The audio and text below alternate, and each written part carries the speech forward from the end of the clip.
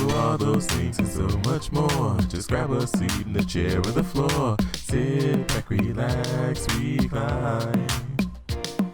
Well, she drops another casual line. You're tuned into Casually Molly with Molly and Bergie. Welcome back to the Casually Molly podcast. I am your host, Molly Ambergy. For our loyal listeners, obviously, welcome back to the podcast. We're happy to have you. And for our new listeners, thank you for tuning in. Really appreciate your time. We are based here in St. Louis each and every other week, sometimes double time, depending on our guests and our schedule. But we're very excited. Normally, we interview artists, entertainers, different genres, you name it. But I'm very excited to have in the hot seat or the podcast hot seat here. I think the tables have turned on you today, Shane. A little bit. Yeah. A little bit. How does it feel? This is cool. I'm really glad to be here. I don't know. I've done a couple interviews, but yeah, it's always a little weird to be on the other side of the interview. So it's a little strange sometimes, but I'm excited for it. Yeah, I'm really happy to have you. Shane Presley, all the way here from Wentzville, Missouri. If you're watching on YouTube, he's waving right now. Thank you for being so friendly to our listeners and our viewers. You are the host of the very well-known St. Louis podcast, Rock Paper Podcast. Why don't you give us, let's just jump right into it. Where can we find you and give us a little bit of a background as to what the podcast is all about? Sure. You can find it wherever you're listening to this show, I'm sure. You can find all the apps, rockpaperpodcast.com, and you can subscribe on the YouTube channel. Also, I try to put up some live performance videos and stuff when people play live, but I do most of my shows St. Louis music and comedy for the most part. Occasionally I sprinkle in some national touring acts that are become friends of mine over the years. But yeah, started I guess May 2014. Me and my buddy Chris started up the show and just kind of he posted one day on Facebook, anybody want to do a podcast? And I'm like, all right, yeah, that sounds cool. And right. So the rest is history. Chris unfortunately had to step away after about a year of doing the show together.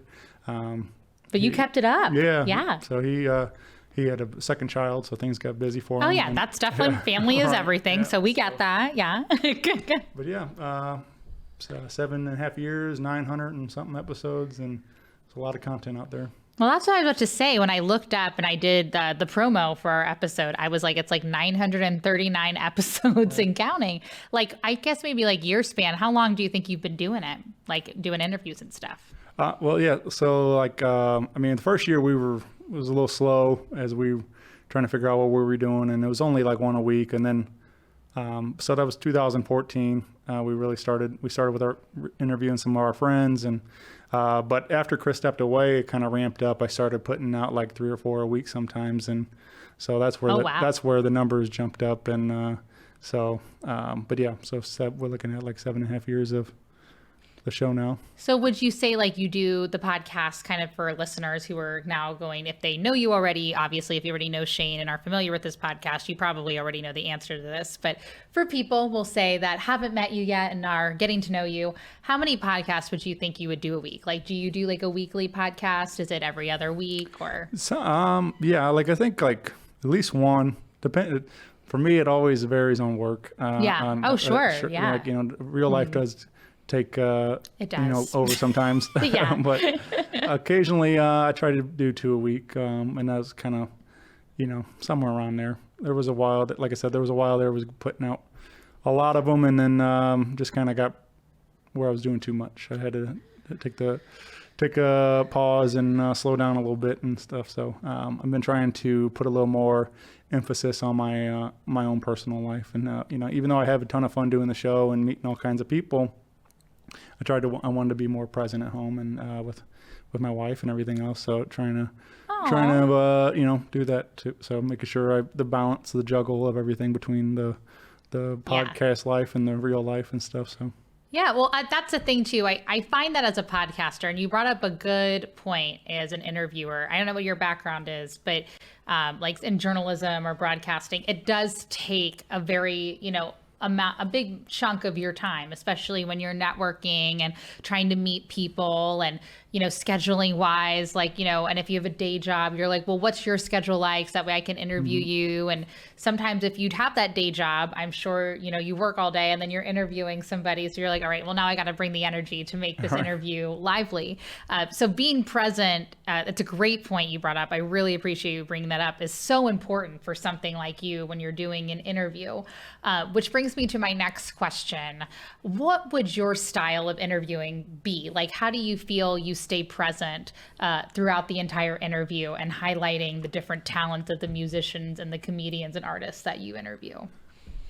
Much like yourself, I do try to keep it as casual as possible. Great. So this is the perfect duo. I'm excited. Yes. I try to keep it very conversational, just like hanging out with the band or the artist and stuff like that. So as much as I can. I mean, I do, obviously it is an interview in a sense where I do ask questions, but I do like just the storytelling and just kind of hanging out and with them and getting to know them more on a personal level, because most of the time I'm a fan of their work, and it's just like, it's cool to get to actually spend time with them and getting to know them on a more personal level like that. So sometimes we, like I said, we play live, sometimes we do tracks, and those kind of, I chop up the show with those sometimes to try to showcase the music. And so yeah, that's but I try to, I don't know, I always appreciated, like, kind of as a listener sometimes, like I'm a big Howard Stern fan. And, me too. Yeah. I've always loved, like, as a listener of his show, like, where just, you're kind of the fly on the wall type of thing, where you can just sit there and listen to these two greats have a fun conversation. And I've always I loved that kind of approach. And then, like, so not that I wanted to be Howard Stern, but I wanted to apply that to my own show, to where it's just this is what it would sound like, whether there was a mic there or not. So yeah. Oh, I agree. Like, he's so relaxed, he's so fun, and having, like, when you, like you said, the two greats, it's a great reference of being, great, a lot of great all around here. Yeah. But being able to see that back and forth, I completely agree with you on that.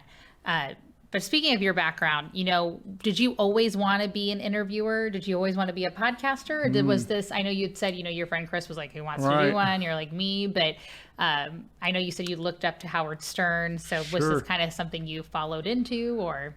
I kind of fell into it, really. Like, I think, like a lot of people, anybody with friends in bands, like a lot of my friends from high school started playing out more, and I wanted to try to shine a little light on them. I started writing like a blog, and that was kind of my first bit of, I did, like, high school. I wrote for the school paper my senior year, so there was a little bit of writing. I was never a great writer, but I got to the point where it was like, I don't know enough ways to describe a guitar solo or why the song makes me feel the way I do.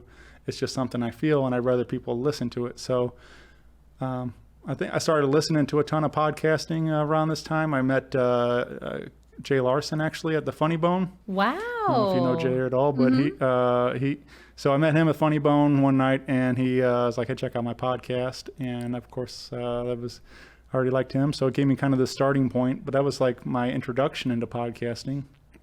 It was the Crab Feast with him and Ryan Sickler. Wow. Okay. Which, so I credit those guys for, inspiring me to do this thing. And so that was like it. And like, so I already done the blog for a little bit, got some attention through that, made some friends and things. And then it was, it was Chris saying, let's do this podcast. I'm like, well, I already got these friends in music. We can start talking to some people. And it just kind of grew from there. Like, so I had no real intention of, being any kind of radio or anything else, but Chris had a little bit of background in radio. So he had, a little more experience and kind of taught me quite a bit about it at the beginning. So, but other than that, it's a lot of trial and error trying to figure it out. And I learned with, of course, over the years, gotten better equipment and everything else, learn what works and what doesn't, and try to learn all the different tricks along the way. So Oh, well, yeah, trial and error again is always Right. something I understand, because when I first started podcasting, I literally had like my phone and then I had a computer with my little snowball microphone. They still yeah. use for certain stuff virtually, but eventually you grow and you understand like how things work and you start to get more comfortable with interviewing people. But I'll ask you, from podcaster to podcaster here, when you're reaching out, like especially in the beginning when you wanted people to kind of get on board with you interviewing them, did you ever get nervous or just kind of, how did you feel kind of reaching, especially to somebody you didn't know, Right. kind of booking a guest? Like, did you have a certain way of connecting with somebody, or were you just kind of friends with everybody prior to having them on your podcast? Sure. I mean, I did my fair share of work before. Like Sure. I said, I was already going to a ton of shows. And I'm a talker already, so I was meeting all these people, and so a lot of these people, the first, several people guests were friends of mine, so it made it a lot easier for reaching out. Mm-hmm. And then, but there was definitely some that, of course, you're going to get nervous. It's just like, I remember one of them. I got to sit down with Radio Rich Dalton from okay. K-Hits early on, and of course, just a legend. He's Right. That would be intimidating. especially in radio. Yes. Like I'm, and You're like, here I am with my microphone. Yeah. Right. So he, I'm sitting here with him, and I'm like starting to get a little flustered, and he's trying to help me, and he's just super sweet about it all. But like he could tell, like he that it was kind of getting me. Like I was like, no, and he's like, so he, talked to me down, kind of calmed me down a little bit of whatever, but it was just like, I felt very out of place talking to a guy who's an icon in St. Louis radio and stuff, but ultimately we, ended up being a great conversation and stuff. We had a lot of fun, but he was asking me questions about the microphone and, and I'm like, way over my head. I don't know this stuff. I know how to do what I do, but as far as like real broadcasting and stuff, at the time I didn't know any of this stuff. So but anyway, so I was pretty nervous talking to him, but he, again, was super sweet and very, very nice and telling me incredible stories and stuff. So that's, guys like that, especially like, that gave me an opportunity early on when I really didn't know what I was doing at all. So like, I appreciate guys like that. And, I remember early on too, like, Steve Ewing from The Urge was a huge, supporter and still a great friend of mine, and but I think he was like episode 5, so that was like having somebody like that in our corner early on really helped kind of give us some momentum.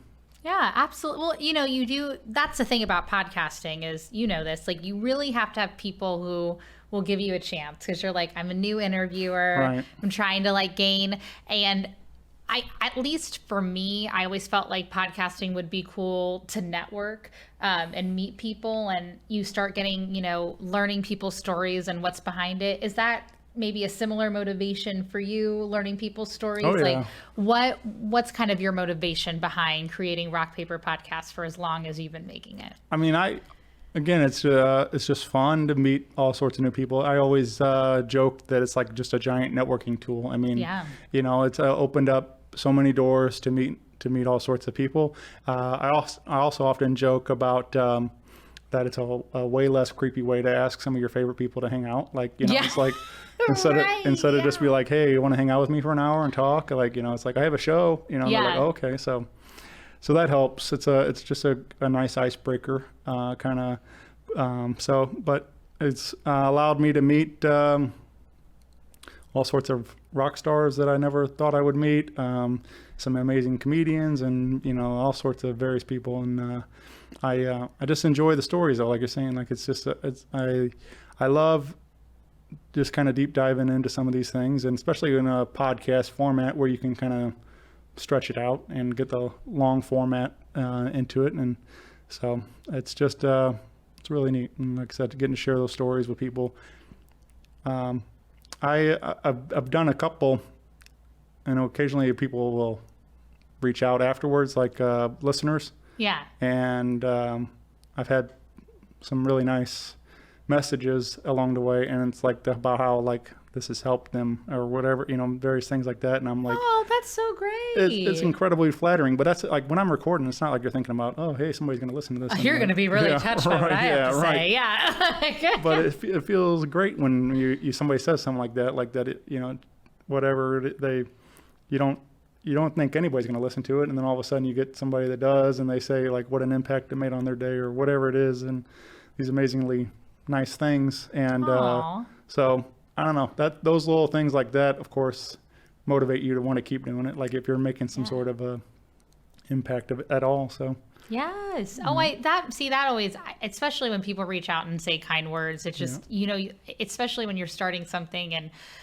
what people don't realize too, and I know you'll understand this being a host, is that there is so much work that goes in just to putting up the 2 microphones and the audio quality of it and like the marketing of it. And I kind of feel like a lot of it, like you were saying, doesn't even have to do with you. It really has to do with your guests and giving them the platform. Sure. And, you want to make sure that it's good for them, that sometimes in the beginning you do get flustered, but now you've done so well, you've got so many great followers, and you're producing a show coming up. Why don't you tell us a little bit about that? Sure. I just hit the microphone. Sorry. Yeah.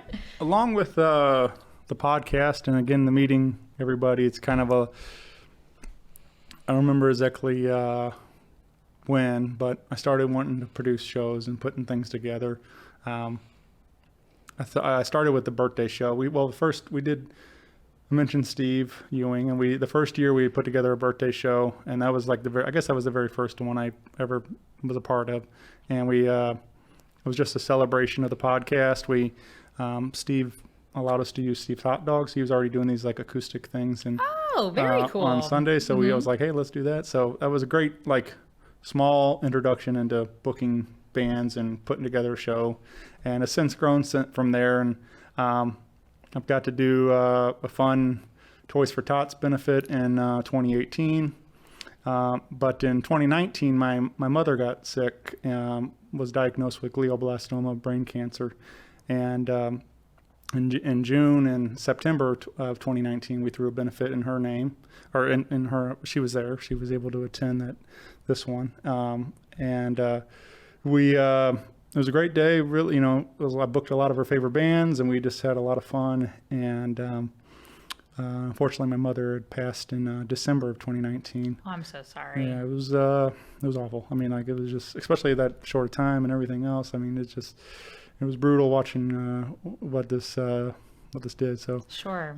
So I know firsthand what this is like, and I wanted to do something to give back, help others in need, and I put together this show coming up in November 28th at Old Rock House, and we're calling great venue. Oh yeah, one of my favorite spots in town, and they've been very good to me over the years. And so we're also calling it Dubstock, which is what I call the first one. So keeping this going in her memory, and booked a bunch of my favorite groups going right now. Nick Gussman and the Coyotes. I love them. I saw them at Red Flag. They're great. Yep. Yes. Very talented group. One Way Traffic. Okay. And the Screeching Halts. Okay, I haven't heard of them, but I'm excited. Yeah. And Spankonia. Okay. Which is a group that I actually manage. So good friends of mine. Everybody, they're all friends of mine. That's why I booked them all. But yes. So first year, the one with in 2019, it's kind of more blues and soul music and stuff. We had a lot of fun with that. But this year I kind of went with more of a country, grassy thing. So Nick's more, kind of country Americana. One Way Traffic and Screeching Halts are more grassy influences. A lot of string band stuff, and then Spankonia is kind of this funky organ trio led by Philip Manowis, Spanky, so where the name comes from. So he's been around town forever doing dueling piano stuff. And okay. So, but it should be an incredible night. Tickets available right now, and come on. All the proceeds go to support the glioblastoma brain cancer. So hopefully we can, raise quite a bit of money and help some others in need. Absolutely. And I didn't even know, I had seen you advertise for the show, but now I even like, I was really already excited for it, but now I've been more excited that you're giving back through it as well. Yeah. I really love now talking to you that you're using your platform to do that and raise awareness for, you know, different illnesses and things that I didn't even know, and giving back. So thank you for doing that. That's a wonderful, wonderful thing. Thank you. Yeah, I appreciate it. I appreciate the opportunity to talk about it. Yeah. But yeah, it's, you know, I've always, again, like I said, I did the Toys for Tots thing. And I've always wanted to do more and more, like to benefit and support and give back. And it just happened that now I have this personal, you know, side of it now. So, Yes. so hopefully we can do some good things with it, and I'm excited to see what happens. Hopefully we'll make this an annual event and continue. Oh, I'm very do excited. great things, yeah. I'll have to go. And like I said, the old Rock House, I was saying to the girls earlier here in the studio, I've been there before, and it's just, I love that it's like an intimate venue, but it's still like you feel like you're at a big concert at the same time. And everybody at the bar was great. And it sounds, you know, some of the bands I haven't heard of that you mentioned, but I'm excited because that's the cool thing about talking to people like you, or for people listening, like talking to people like Shane or other people who podcast around the area. All of us interview different people, sometimes the same, and then other people I learn by, you know, like listening to your podcast. I'm like, oh, I didn't know this band existed. And what I found interesting, you mentioned you manage one of the bands. So are you like a band manager? Well, just one band manager, yeah. That's okay. So, no big deal. I don't right. manage a band. I can't even manage me. I need a band to manage Molly. So how did you get into band management? Well, again, he's just a buddy of mine. We've I don't know, it just kind of started in conversation, and I think really what he saw how kind of organized I do with the show and managing it and stuff. So like, and he's like, well, you already know everybody, like, you know, all the venues, and you know, and so he asked me about it, and I'm like, yeah, I mean, I think I can handle that. I'm like, Yeah. So unfortunately, most of our existence,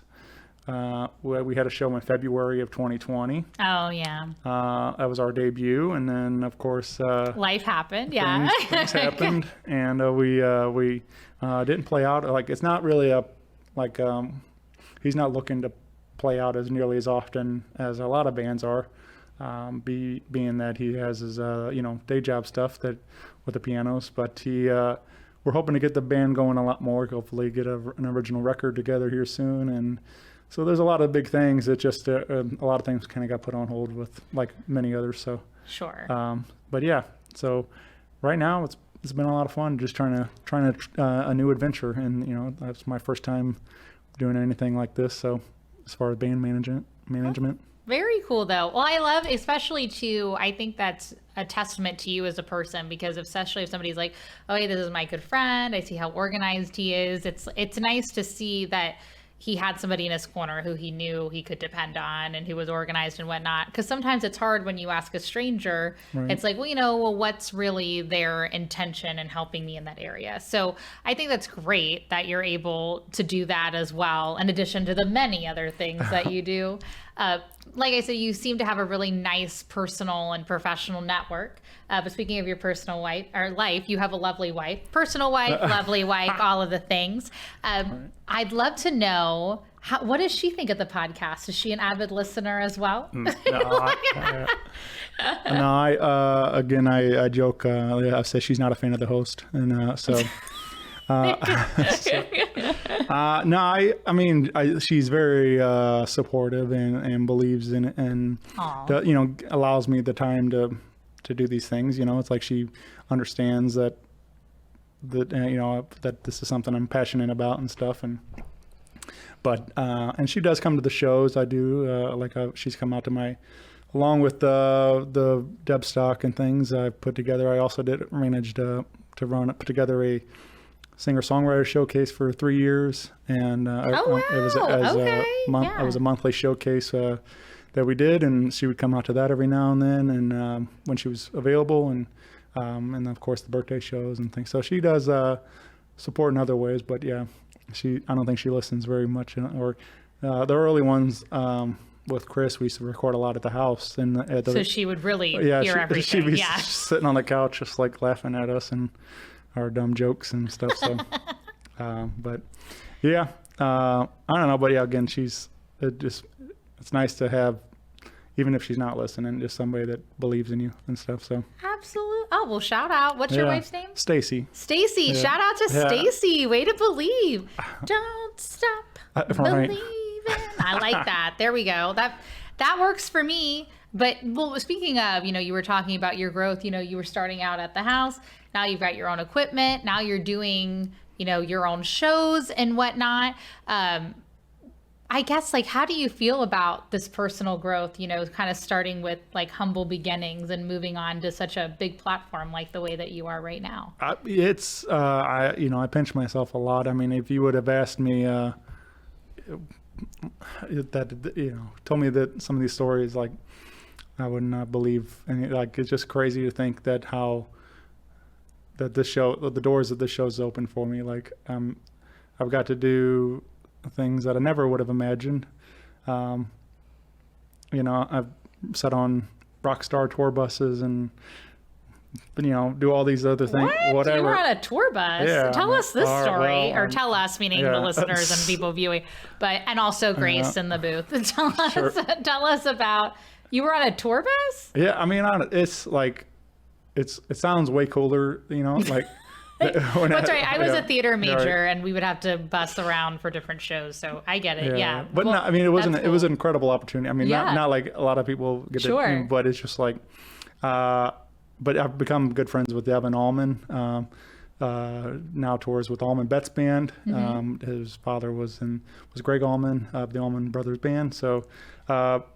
And he lives in St. Charles, Missouri, so he's become a good friend. We're going to be neighbors. Yeah. I'm so excited. I'm moving to St. Charles. Okay, I have a neighbor. I'm so excited. Yeah. But we've become great friends over the years, and they were getting ready to head out on tour the next day, and he goes, "Hey, you want to come over and do a podcast on the tour bus?" And I'm like, "Yep, that sounds pretty cool."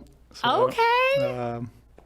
So yeah, that's how I got on. I didn't mean to interrupt. I was like, "You're like, I'm on here. I'm on a tour bus." I was like, "You're on a tour bus?" I mean, it's so unique. I love it. I get again. I just it's part of the fun about being mobile with the show. Also, I do. I have really been trying to ramp up my audio quality and trying to make sure it's a good, conducive environment to record a podcast in.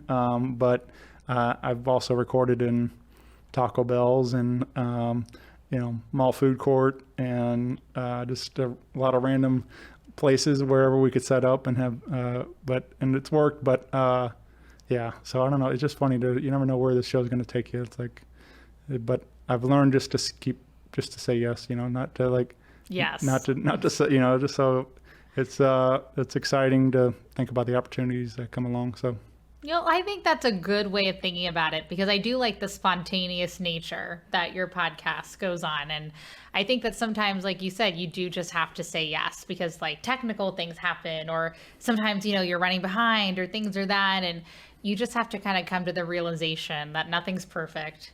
And, what's nice about people listening to podcasts is that they're really not looking for perfection. Right. They're just looking to get to know you, or maybe learn something, no matter what it is. It could be how we interview entertainers, or, somebody could talk about science or, murder mysteries, anything like that. They're just looking to be a part of something.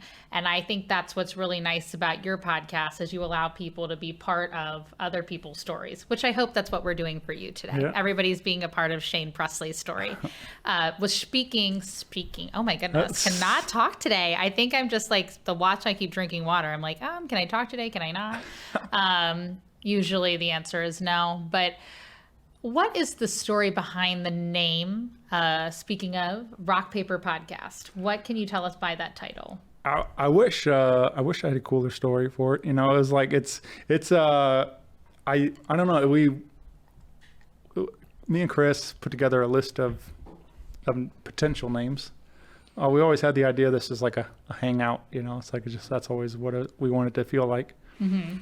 I remember throwing out remember something like the Max, like where they in Saved by the Bell, they used to hang out there at the Max. Yeah. So I was trying to think of something like that. I don't know, just trying to, a lot of like 90s pop culture references I was coming up with. And, I'm a 90s chick. And so I don't know exactly where, I think Chris, it was a pun, it came together. And so I don't, but we posted online and asked our friends to help us kind of vote. And that was like the runaway winner. And we're like, all right, there it is.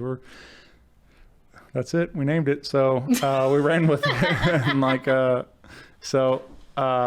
it's definitely been working. I guess it's catchy enough and makes people laugh. But it's funny how many people do put scissors in there.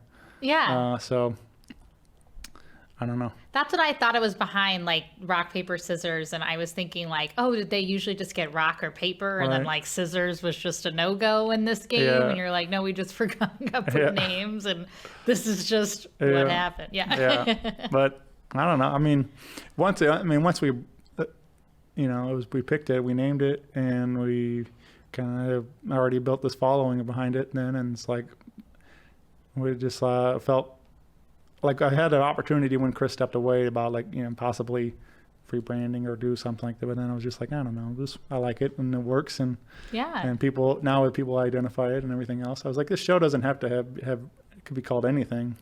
It's just me. Like I just didn't want it to be like, just something like the St. Louis Music Show or the Shane Presley Show or whatever, something like that. I wanted it to be under the name Rock Paper Podcast. It can be anything. There are no rules to any of this stuff. So. Oh, rule breaking. Yeah. There we go. Right. Yeah. So. I like that though. It's like fun. that. Very, very cool. But I love how people are like, oh, I'm going to put scissors in it as well. Yeah. I mean, it's like all the time. That's definitely the, just, you hear it all the time. I mean, whatever, Rock, Paper, Scissors podcast or something. I was like, no, what would that podcast be? Just talking, theory or whatever about, all the choices. right.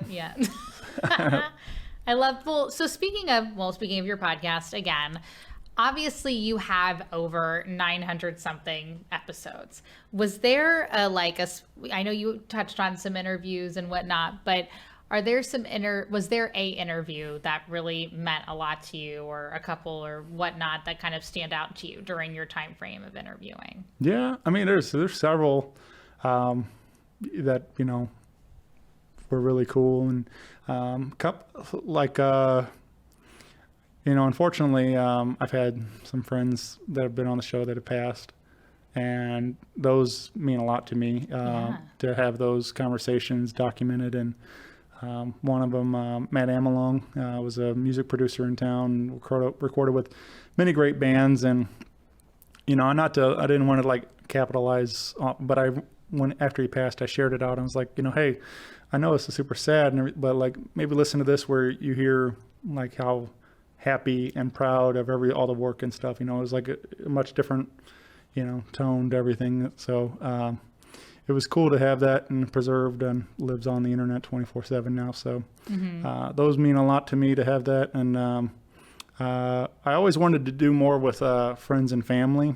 I remember I saw Kevin Smith, the film director and podcast host. I saw him at a Q&A thing at the pageant one time, and he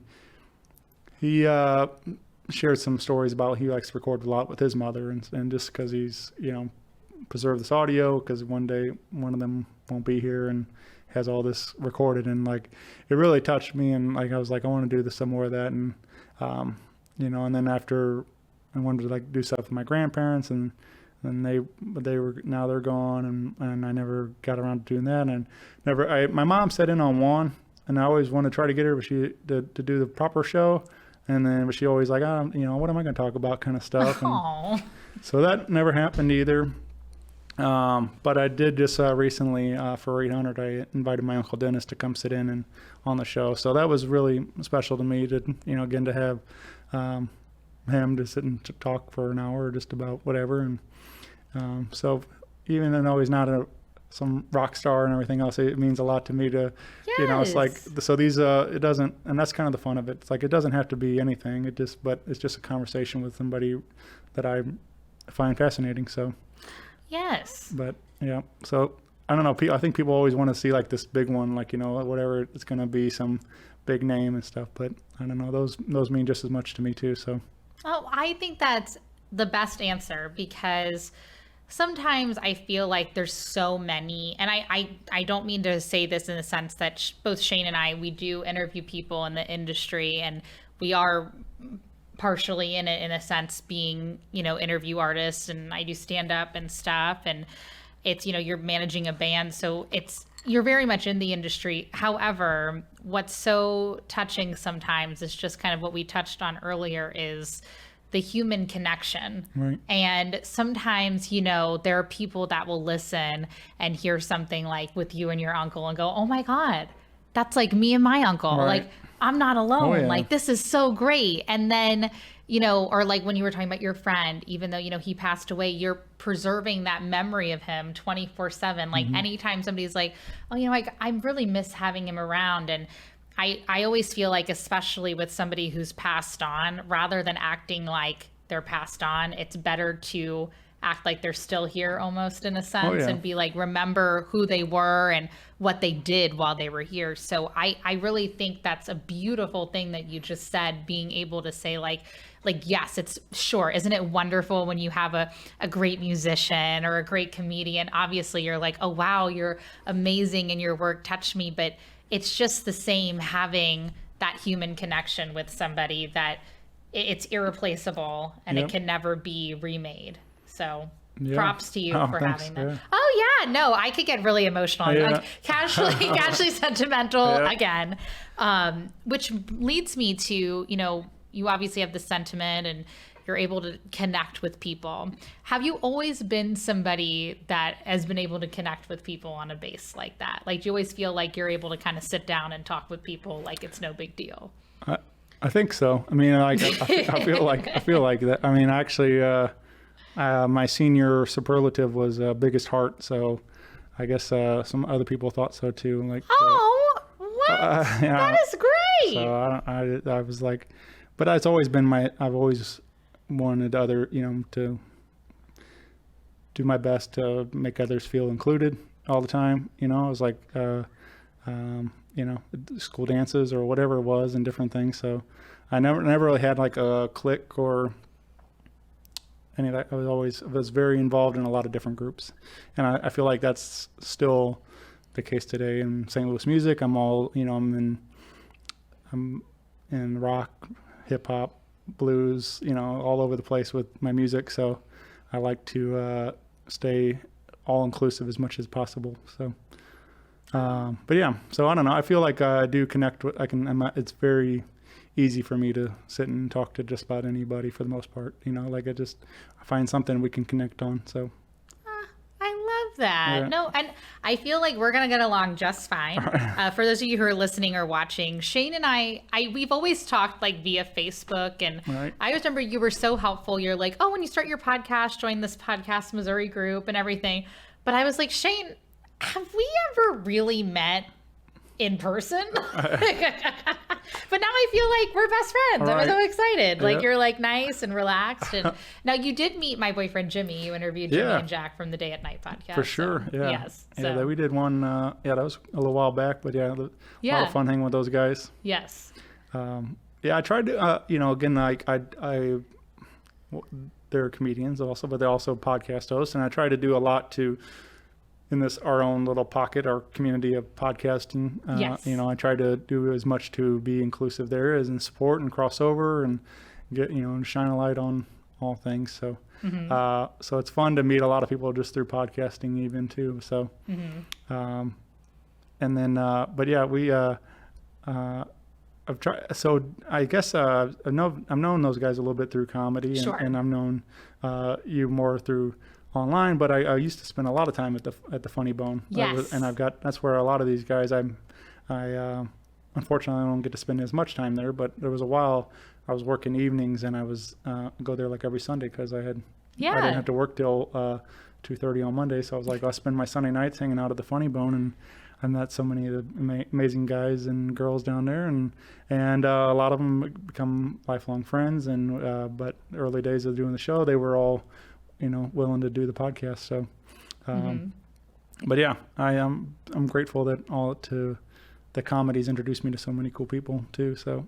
Oh, well, I mean, I agree. Yeah. I feel the same way. I feel like comedy is definitely, and podcasting. Right. It's just like what we've talked about a lot on this podcast is that, just like meeting the people. And I think that's just like, especially if you're somebody that likes to consume comedy has a ton of storytelling in it. And what's cool is that with the podcast, it's almost the same thing, just without kind of the joke format or the one-liners. You're just like, here's a conversational, it's almost like observational comedy in a sense, except maybe less jokes. Like sometimes we get a little emotional or we're getting sentimental.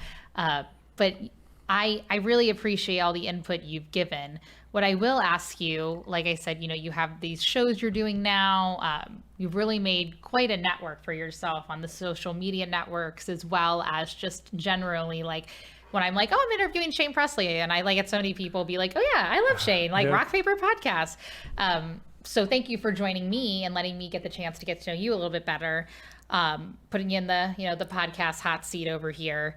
What casual advice would you maybe give yourself now that you didn't know maybe back then when you first started podcasting to maybe future podcasters listening or watching this going like, oh, maybe I should start mine, which I know is a lot of people today, but on a professional level, or spontaneous level, what would you say?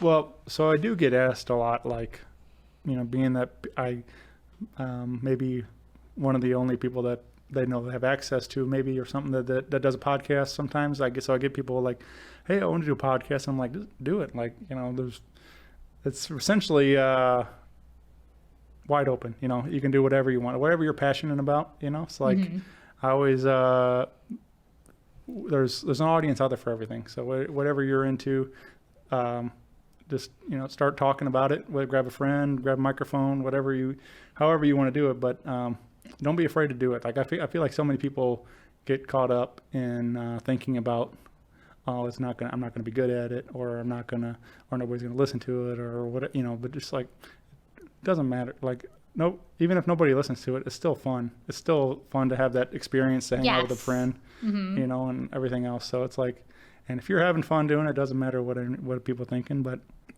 I think that people will start responding if the fun is there. Like, people will organically start jumping on board. So, we started, there was nobody listening to our show at the beginning, but it's fun that, I've stayed with it. I think a lot of what the success of my particular show is that the longevity of it, the fact that I've stuck with it. Like, so many podcast people get the idea, like, hey, I'm going to start recording, and they maybe do a couple and they quit. Like, so, right. So I think that's the only reason, but I think if something you want to talk about or whatever, grab the mic and do it. So don't be afraid. I saw a thing on Facebook one day that said something like that. Don't be afraid to suck at something new. And I was like, there's a lot of truth in that. It's like so many people just are afraid to take that first step. So. Oh, absolutely. And I feel like it's just like what you said, you really have to stick with the longevity of it. Like, I feel like sometimes people will put out a few episodes and it doesn't really pick up as much or anything at first. And you're like, well, what's the point of this? Right. Like, nobody's listening to this. But then you see somebody, which, as I'm turning into the camera here, Shane, who has really stuck with it. You have so many, I was looking at, even I first started podcasting, I didn't know you yet. I remember looking at, on a personal note for me, I remember looking at Rock Paper Podcast, and I was so inspired because I was like, look how hard this guy's working and what he's doing. And I was like, I want to do that too. And I mean, having a theater background, I understood, I guess maybe anybody, yourself too, even if you're not in theater, hard work always pays off. And now it's so cool to showcase somebody like you with your talents that, you've got, yes, you're interviewing people, but you have a personal connection with them. You gain friendships out of it. You start doing shows with it, and it's a beautiful thing that it just grows from there. So I'm just so excited to see rock, paper, and maybe scissors, what's going to come after this. So great advice. Just a couple of things before we go. I have now started to do some casual questions. So just a couple of things. When you're not podcasting, what do you casually do? What are your interests? Do you have any hobbies, or do you have any shows that you're watching right now? Well, probably the biggest hobby is live music. Okay, I like that hobby. When I'm, I like to go down to Broadway Oyster Bar a lot. I love that place. Oh, yeah. For those who are listening outside of St. Louis, Broadway Oyster Bar, it's just right here in Midtown area, downtown, technically, yeah. Yep. Great venue. Oh, yeah. I mean, live music and incredible food. I worked there for like 5 years. Oh, so you've got another personal connection. Right. Yeah. But yeah, I mean, that was really why I started working there, was just get paid to listen to good music all the time. So yes, absolutely. But yeah, it just I'll go to a lot of concerts. Watching, I like a lot of the Chicago shows on NBC, the Chicago Fire and Med and PD, and of course Law and Order SVU is probably my number one favorite. So absolutely, yes. when I get time to actually sit down and watch, luckily I have the DVR, have that. So the DVR is Stabler coming back? Did I see something that Stabler is? Well, there's back? a spinoff series. Yeah, there's Criminal Intent now. So that's what I probably. Or no, sorry, Criminal Intent was another old one. Organized Crime is still with Stabler now. So yeah. I really missed Stabler when he left the show. I was so sad. And so the other night we were watching TV and that came on, and I was like, "Oh my God, Stabler is back!" And Jimmy's like, "Who is Stabler?" I'm like, "Chris Maloney, like only like the most oh my God!" I was like, leaving you tonight. Like I was so excited. So that's why I was wondering. I was like, "Oh, is that a thing coming back?" Okay. Yeah. Very cool. Yeah, they did. So they're already in season 2 now. They just started that. So you can see how much I'm with it. Yeah. But it was great, and they've been doing a lot more crossover with SVU. So there's it's been fun to see that him and Mariska Hargitay back together again. So I think people have kind of been pushing for like some kind of romance there and stuff, but. I don't know. I don't know if I want that or not. I was going to say, weren't they just always friends? Yeah, but I don't know. I just feel like they kind of hint at it, but I'm like, I don't know. I don't think. No. So hopefully that's not the case. Hopefully the writers don't try to take that route. Absolutely. And I would always say, like, and what are we going to casually expect from you in the future? But that's what we're here to promote. So why don't you just bring this up again, the show that we're seeing in November, and where it's going to be and tickets and whatnot. Yeah, Debstock happening on November 28th at Old Rock House in St. Louis, Missouri. It's a 3 o'clock start. We're going to do it's like a little Sunday fun day afternoon party. So 3 to 7. Hopefully it's beautiful weather and we'll pack out on the patio and everything, have a good time. And again, it's all supports glioblastoma brain cancer. Invited along my good friends in One Way Traffic, Nick Gussman and the Coyotes, the Screeching Halts, and Spankonia. And tickets are $15 in advance, $20 at the show, and available right now at metrotix.com. Fantastic. And also, if you're going to listen to this on your audio or YouTube, anything like that, when we do premiere it, we'll make sure to include the ticket link and whatnot, as well as the flyer as our promo for this episode. Thank you again, Shane, for joining us. Just remember to follow Shane at Rock Paper Podcast, basically for all social media. Everywhere, perfect. Oh, perfect. Thank you, Grace. It's right at the bottom of the screen. If you're watching on YouTube, you've got the Instagram and your social media handle. Also, what was I going to say? For MetroTix, can you just search like your show and whatnot? It just kind of comes up to you in case somebody's like listening. They're like, oh, I kind of want to go on my phone right now. Perfect. And again, I'm Molly Ambergy, Casually Molly Podcast, interviewing comedians, artists, podcasters each and every other week, sometimes bi-weekly, depending on what we do. Just remember to stream and subscribe. I always feel so cheesy saying that. I'm like, stream, subscribe. But just make sure you do, so that way we know what people are listening into and what they like. But now that we're done with our podcast, I always ask, what are you going to casually do now that our episode is over? I was thinking about this, and I think I'm going to casually record some more podcast. Oh, I think that's not a big surprise from a podcast host. So I believe we're going to I'm going to invite you onto my show. So if you're listening to this and you want to keep the party going, I'm sure you can find the other half of this episode. Yeah, absolutely. So this is the first part of it, or if you listen to Shane's episode of Right. with interviewing me, it'll be the second part. So There you there's go. a sequel or a prequel for either one. But yeah, we're doing a little crossover dual episode fun. So whether you're casually listening here or doing your rock, paper, scissors shoot of which one you want to listen to first, Shane and I really appreciate it. Yeah. So just make sure that you support. Thank you again for coming, and everybody else listening, whatever day you're listening on. Have a great rest of your night. Thank you. Bye, everyone. Thanks, Molly. Thanks.